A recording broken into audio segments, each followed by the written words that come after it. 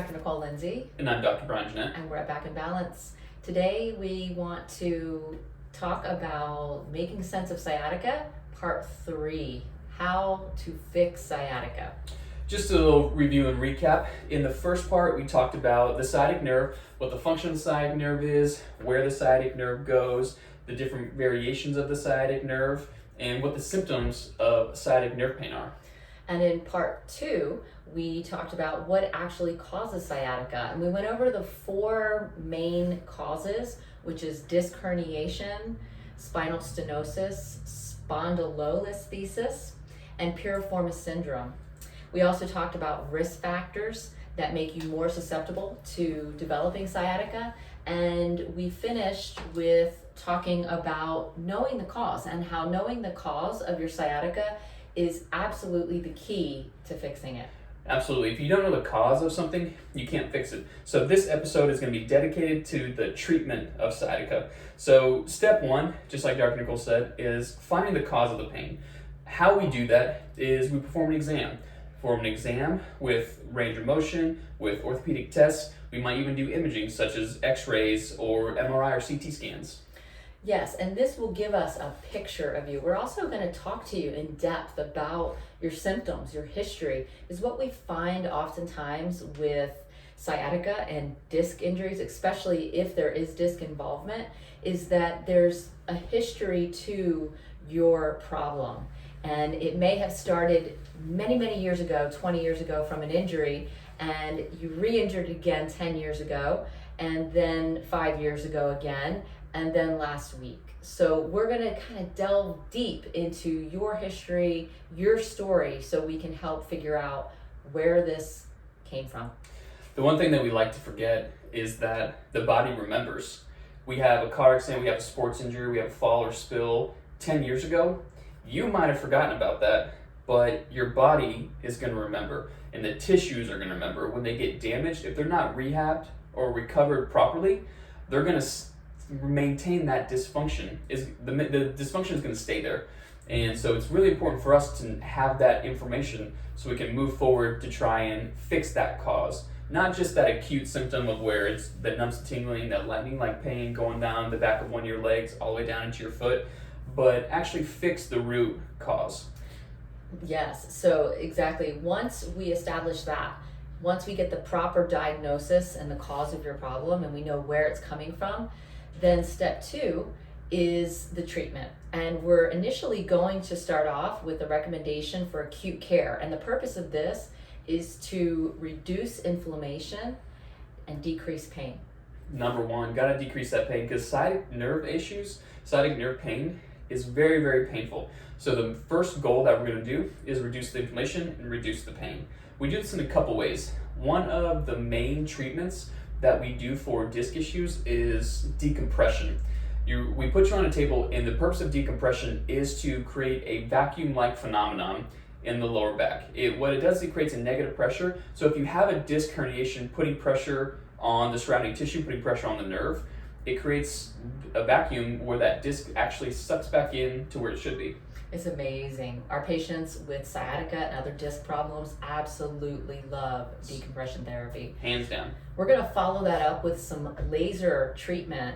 We use a class 3D laser, and what this is going to do is the light is going to penetrate up to 5 inches deep into your tissue, so it can get really deep to that disc, that injured tissue. And what's going to happen when that light hits that damaged tissue? 3 things. First of all, it's going to block pain, so you get a reduction of pain right away. Secondly, inflammation is going to get flushed out of that disc space and that damaged area. And then the third thing, most importantly, is that the mitochondria of the damaged cell is going to be stimulated by the light. And what happens when mitochondria is stimulated is new cell growth, which means for you and your damaged tissue, faster recovery, new cell growth. Totally. Before we do the most important therapy, which is the adjustment, we're going to do soft tissue work. We're going to work on those trigger points, and we're going to work on the adhesions in the muscle tissue that are surrounding the joints. One of the main causes of disc herniations or sciatic pain is that the joints don't move adequately because the tissue around it is just causing restriction. When the tissue causes restriction, the other joints above and below it move too much. And when they move too much, that's when you feel the pain, discomfort, and irritation. So we do trigger point work to break up the adhesions, to break up the muscle spasms in the lower back, or even in the glutes, pelvis, hamstring, to reduce the symptoms. And then, most importantly, is the actual chiropractic adjustment. And we are very hands-on. And we will get in there and use our hands and give you an adjustment which will create movement deep into that area where the disc is damaged, and it will align your spine properly. It will allow, again, inflammation to leave that area, pain reduction, and your body to start stimulating new cell growth and healing to occur. Absolutely. But what we have to teach you is a long-term solution to your pain and recovery. So this third step is we give you homework and home care instructions to help correct this in the long term at home. Because in here we can put the fires out, we can help you feel better, but if you keep going home and lighting it on fire, it's never going to correct, it's never going to heal itself at 100%. Exactly. So step 3 is very, very important. Number 1 in step 3 is going to be avoiding bad posture. So a lot of times what we find is that people are sitting way too much. And if you already have a disc injury where the disc material is bulging out the back of your spine, if you spend 8, 9, 10 hours a day sitting, it's going to cause that material to continue to push out. So like Dr. Brian said, we can give the adjustments, do the treatment, get the disc material back in. But if you are continuing to sit for many, many hours a day, we're never going to get ahead of this thing. So learning what bad posture is versus good posture and making those corrections. Along with the bad posture, we have to teach you how to move better. We have to teach you exercises to help strengthen the core, strengthen the muscles and the tissues that are around the spine and stabilizing the spine. Because along with sitting too much and sitting for 8, 10, 12 hours a day, we're also not moving properly. So doing exercises such as bird dogs, dead bugs, and planks, teaching you actually the proper mechanics of lifting, teaching you how to lift anything off the floor. And I'm not just talking about in the gym with weights and weight equipment and things like that, but every time you bend over to tie your shoes, or every time you bend over to pick up your little dog off the floor, all these mechanics apply inside the gym and outside the gym. But we spend more of our time outside the gym picking up the 10-pound bag of dog food or picking up vacuuming, doing all these things that can really exacerbate our problems.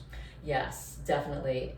The third thing that we want you to do under home care is self-tissue work. And we're big on teaching you this yourself because, look, we can't do it all for you. We want you to take responsibility of your health and learn what you can do moving forward. So using something as simple as a lacrosse ball and working out the piriformis muscle, sitting on that ball and rolling on it to break up the adhesions. If a lacrosse ball is not your thing, a foam roller, and using that on your glutes, on your back muscles, on your leg muscles to just break up adhesions, keep your tissue moving, keep it fluid so that this doesn't come back. The fourth thing is that we have to worry about inflammation in the body.